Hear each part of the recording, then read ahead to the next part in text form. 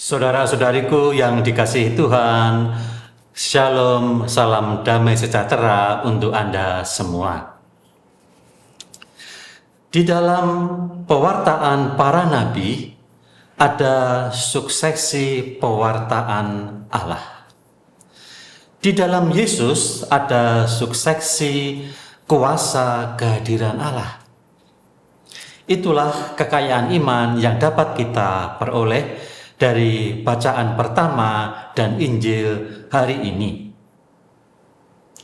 Kita lihat bagaimana suksesi dari pewartaan dalam Nabi Yeremia. Dari kitab Yeremia bab 28 ayat 1 sampai dengan 17. Dalam perikop ini nampak ada pertentangan antara umat Yahudi saat itu untuk menerima pewartaan Yeremia atau menolak pewartaan Yeremia. Bahkan terjadi pertentangan antara pewartaan Nabi Hananya dengan Nabi Yeremia. Nah, bagaimana suatu pewartaan itu menjadi benar? Demikian kata Nabi Yeremia kepada Hananya. Dari bab 28 ayat 9 yang berbunyi demikian.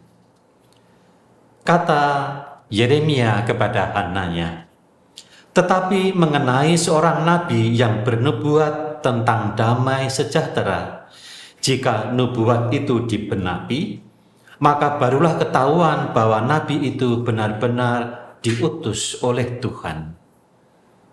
Jadi, nabi itu benar-benar diutus oleh Tuhan kalau nubuatnya dipenuhi. Padahal jelas, baik Hananya maupun Yeremia, nubuatnya belum terpenuhi. Lalu bagaimana kemudian orang-orang saat itu memecahkan persoalan ini?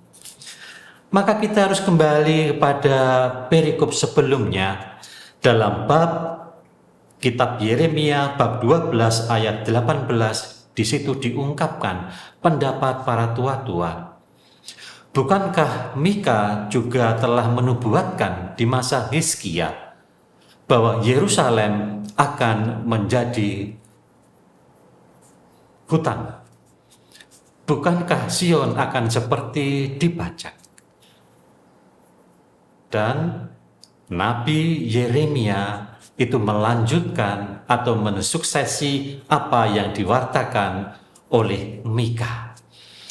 Maka saudara-saudara terkasih, sebuah pewartaan itu harus memiliki kelanjutan atau suksesi dari pewartaan Allah sebelumnya.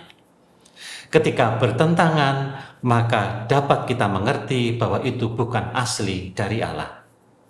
Iman itu mengandaikan suatu suksesi, kuasa Allah itu mengandaikan suatu suksesi.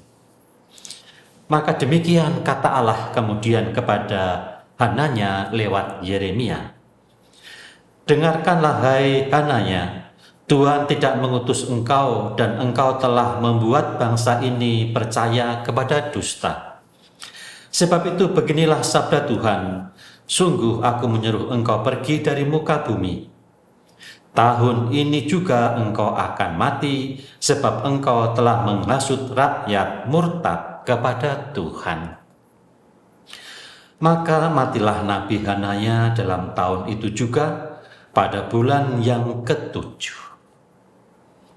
Jadi Yeremia diakui sebagai nabi karena ia mensuksesi, dia melanjutkan perwataan Allah dari nabi-nabi sebelumnya.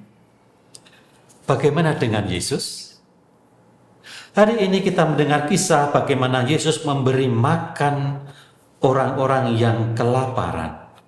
Dari Injil Matius bab 14 ayat 13 sampai dengan 21.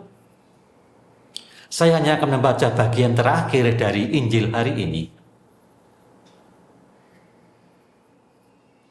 Mereka semua makan sampai kenyang.